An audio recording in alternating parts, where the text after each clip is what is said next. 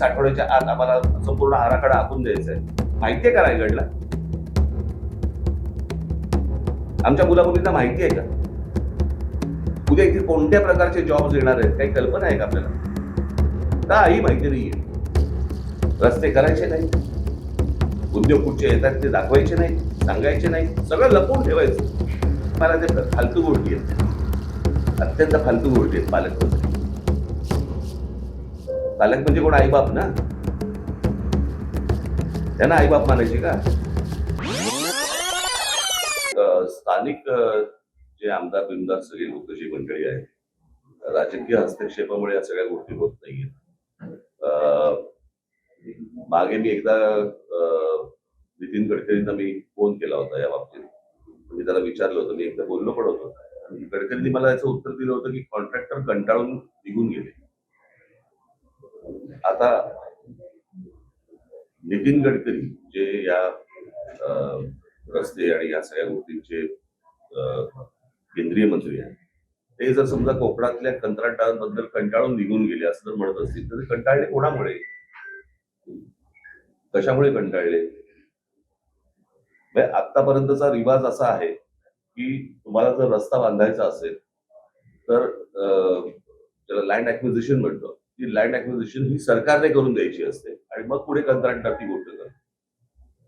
हे सगळे रस्ते करत असताना प्रत्येक वेळेला हाच प्रॉब्लेम आलेला आहे की जागा संपादित केलेली नाही, कंत्राटदाराला कंत्राट देऊन मोकळे झालेत, पैसे गेलेत, पैशातनं त्यांचे टक्के गेलेले आहेत आणि रस्ता तिकडेच आहे.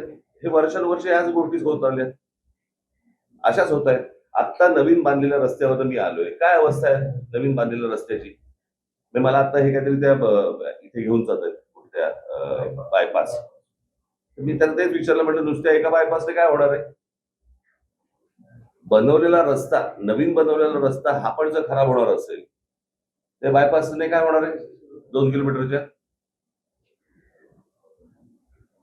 काय आपण राज्य म्हणून हे माझ्या राज्यातलं आहे, हे नीट व्हायला पाहिजे, चांगलं व्हायला पाहिजे, याच्या दृष्टिकोनातनं विचार न करता याच्यातनं टक्के किती मिळतील या गोष्टींवरती जास्ती विचार आहे. आमच्या जमिनी कशा विकल्या जातील, जमिनी घेऊन ठेवायचे, हेच व्यवहार नुसते सुरू आहे. तो बाकी काय सुरू आहे मला जरा सांगा महाराष्ट्रात? आता हे 3ऱ्या मुंबईचं केलंय, बरोबर आहे? आता हे 3रे मुंबई हे सगळ्यात जास्ती महत्वाचं आहे. ही 3री मुंबई आता काय 3री मुंबई काय 2री मुंबई काय चालू आहे, त्या 3ऱ्या मुंबईची जाहीर केली. आता मी तुम्हाला साधी गोष्ट फक्त वाचून दाखवतो. त्या 3ऱ्या मुंबईमध्ये काय गोष्टी येणार आहेत तर इथे educational city, medical city, sports city, data centre, global capability centre, संशोधन संस्था आणि बीकेसी पेक्षाही मोठं व्यावसायिक केंद्र उभारलं जाणार आहे. आंतरराष्ट्रीय विद्यापीठ, जागतिक तंत्रज्ञान कंपन्या आणि उच्च मूल्य सेवा उद्योगांना आकर्षित करण्याचा प्रयत्न सुरू आहे. म्हणजे इथे 3ऱ्या मुंबईमध्ये तुम्हाला काय आणायचंय हे महाराष्ट्राला माहिती आहे का? महाराष्ट्राची मुलं मुली तयार आहेत का या गोष्टींसाठी? म्हणजे आपल्याकडचा जो कोणी शेतकरी आहे, आपल्याकडचा जो कोणी जमीनधारक जो आहे, तो फक्त माझी जमीन मालक एवढाच राहणार आणि त्याच्या समोर ही 3री मुंबई उभी राहणार, ह्याला काही करायचंय ते, आणि तो फक्त बघत राहणार.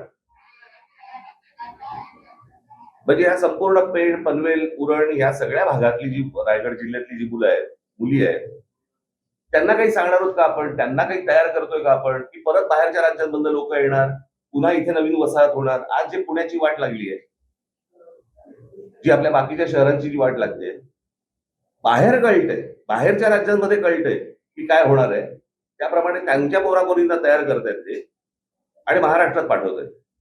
आणि आमच्या महाराष्ट्रातल्या मुला मुलींना काही माहित नाही की इथे काय होणार आहे, काय घडणार आहे. त्यांना कोणतीही गोष्ट सांगितली जात नाहीये की बाबा तुम्ही कुठच्या गोष्टींच्या तयारीला लागा, आपल्याकडे काय गोष्टी येणार आहेत, काही माहिती नाहीये.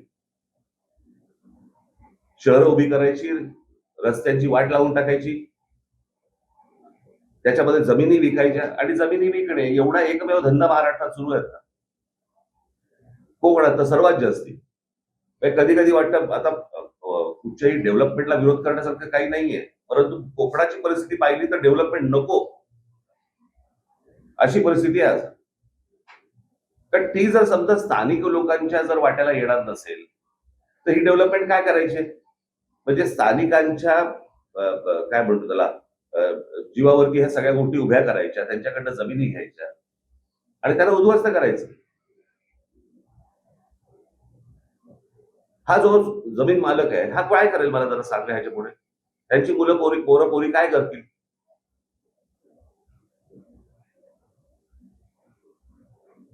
काय चाटायचे तर रस्ते? आमच्याकडची जमीन, आमच्याकडचं पाणी, आमच्याकडची वीज आणि ह्याच्यावर पोचले कोण जाणार? बाहेरचे. महाराष्ट्रामधल्या मुलामुलींच्या उपयोगाची जर समजा प्रगती डेव्हलपमेंट ही जो होत नसेल, काय चाटायची ती प्रगती?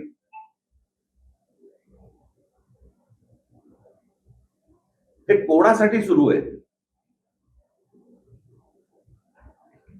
मोठे जमिनीचे तुकडे काढायचे आणि ह्या सगळ्या आता कुठून डेव्हलपमेंट होते ह्यांच्या लोकांना माहिती आहे, आमदारांना माहिती आहे. हे जमिनी घेत सुटणार आणि मग ते सरकारला विकणार. मग सरकार कोणाला तरी अजून कुठचे उद्योग अदानी बिदानी देणार, त्याच्या घशात घालणार. हे सुरू आहे. आपण आपली पत्रकार परिषद घेत बसू. मला असं वाटतं स्थानिकांना ही गोष्ट समजणं गरजेचं आहे. त्यांनी या गोष्टींना विरोध करणं गरजेचं आहे. सगळ्या ठिकाणी नुसते आपले तटकऱ्यांची मुलगी, त्याच्यानंतर तो ठाकूरांचा मुलगा आहे, त्याच्यानंतर अजून कोणतरी, हेच सुरू आहे.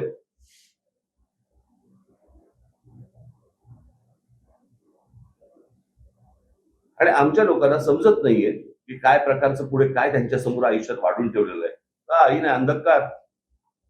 निवडणुकीच्या तोंडावरती फक्त पैसे घ्यायचे आणि काही जे काय आता पैसे वाटायचे, बस मतदान होत आहे. आमदार निवडून येत आहेत, खासदार निवडून येत आहेत, आमच्या पायाखालच्या जमिनी जात आहेत, जाऊ दे. असाच महाराष्ट्र विकला जाणार. मला ते फालतू गोष्टी आहेत, अत्यंत फालतू गोष्टी आहेत. पालकमंत्री, पालक म्हणजे कोण? आईबाप ना. त्यांना आईबाप मानायचे का? माझं मत आहे, सरकार नावाची एक गोष्ट असते. सरकारने ह्या गोष्टींचे निर्णय घ्यायचे असतात. सरकारने आपल्या लोकांचं जे काही हित आहे ते सांभाळायचं असतं. हे काय पालकमंत्र्याचं काम नाहीये ना. म्हणजे आता त्या सिंगापूरच्या कुठच्याही कंपनीला सांगितलेलं की 30 आठवड्याच्या आत आम्हाला संपूर्ण आराखडा आखून द्यायचा आहे. माहितीये का रायगडला? आमच्या मुलामुलींना माहिती आहे का? उद्या इथे कोणत्या प्रकारचे जॉब्स येणार आहेत, काही कल्पना आहे का आपल्याला? काही माहिती नाहीये.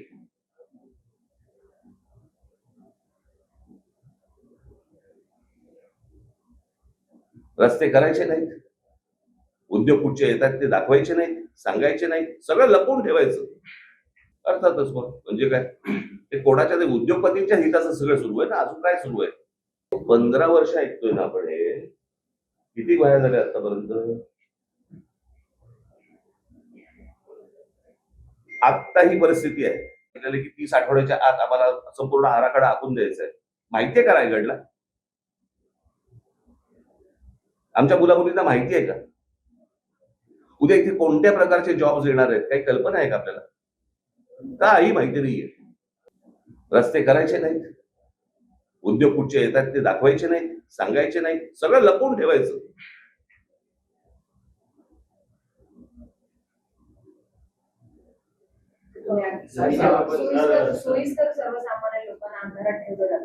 अर्थातच मग म्हणजे काय, ते कोणाच्या ते उद्योगपतींच्या हिताचं सगळं सुरू आहे ना. अजून काय सुरू आहे?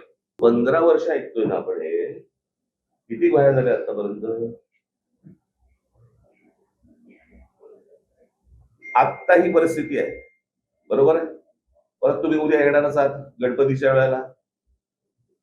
मग आमच्या चाकरमानी कसे अडकले आहेत आणि मग कसे खड्डे पडले आहेत. वर्षानुवर्ष ते, मला असं वाटतं 15 वर्षापूर्वीचं फुटेज काढून जरी तुम्ही आता दाखवलं तरी तेच आहे. नवीन कशाला पाहिजे तुम्हाला? तीच गोष्ट म्हणजे गेली, मला असं वाटतं स्वातंत्र्य मिळाल्यापासून तेच सुरू आहे ना. आपल्याकडे अजूनही कोणत्या प्रकारचे नवीन विषयच आहेत काय निवडणुकीला?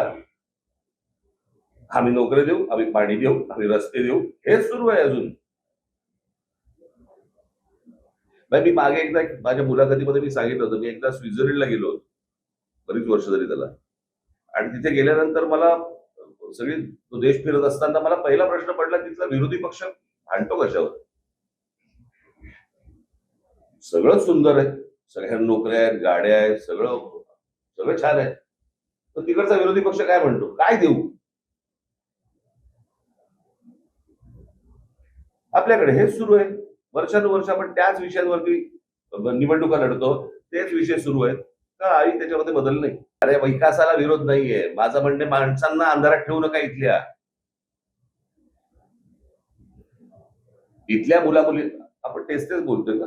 मागे पण एकदा इथे कोकणामध्ये आलो असताना मी म्हटलं होतं, की तुम्ही हे जे उद्योग येत आहेत, यांच्यामध्ये पार्टनर व्हा.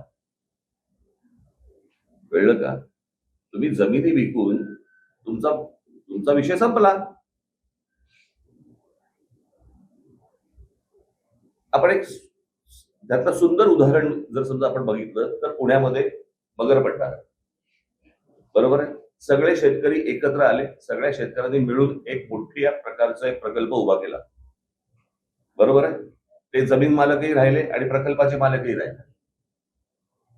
मग ही गोष्ट आपल्या महाराष्ट्रात इतर ठिकाणी काय नाही होत?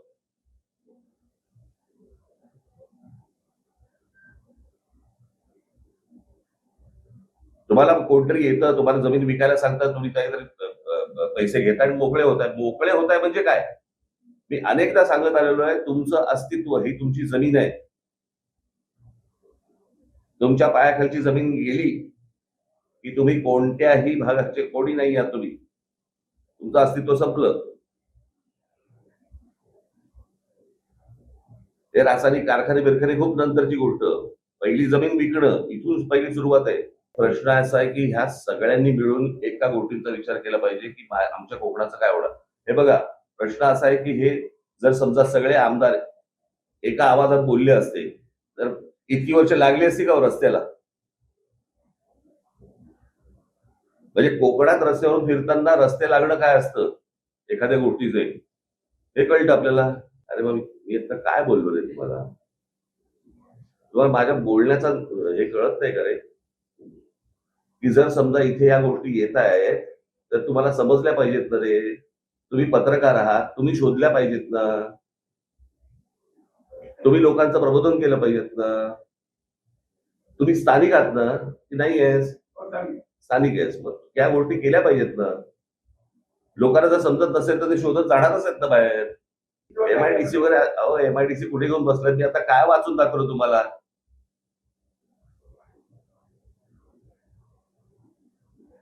सरकारचं इथे काय आणायचं चालू आहे आणि इथल्या लोकांना, स्थानिकांना माहिती नाहीये इथे काय येणार आहे. तुम्हाला कळतंय का हा प्रकल्प काय आहे तो? समजतंय का? तुम्ही कुठच्या एमआयडीसी जुन्या गोष्टीत राहू नका आता. म्हणूनच मी तुम्हाला सांगतो ना, की ह्या सगळ्या याच्यामध्ये सोल्युशन हे सत्ता बदल एवढंच आहे. माणसं बदलणं गरजेचं आहे. जर समजा तुम्हाला इतकी वर्ष तर 30-30 माणसं तुम्ही निवडून देणार असाल आणि त्याच विषयांवरती जर समजा तुम्ही बोलणार असाल, तर उपयोग काय त्याचा? जे निवडून येत आहेत ते म्हणतात ह्याला काही फरकच पडत नाही. रस्ता चांगला करायचा तर वाईट ठेवा. हे काय निवडणुकीच्या वेळेला आम्हाला निवडून देत आहेत. कोणत्या का मार्गाने असेना. एकदा हा तुम्ही त्यांचा भ्रम तोडत नाही, तोपर्यंत काहीच होणार नाही. त्यांना धक्के दिल्याशिवाय कुठेही तुम्हाला बदल आढळणार नाही. समजा निधी येतोय असं बघूया, तरी काय बदल होतोय? कोणता निधी येतोय? तो बंद करायची धमकी दिली जाते. येऊनही उपयोग नाही ना. परिस्थिती बदलते का काही? मग मतदारांनी या गोष्टींचा विचार केला पाहिजे. मतदार जोपर्यंत या गोष्टींचा विचार करत नाही, तोपर्यंत काही गोष्टी घडणार नाही. असंच चालू राहणार.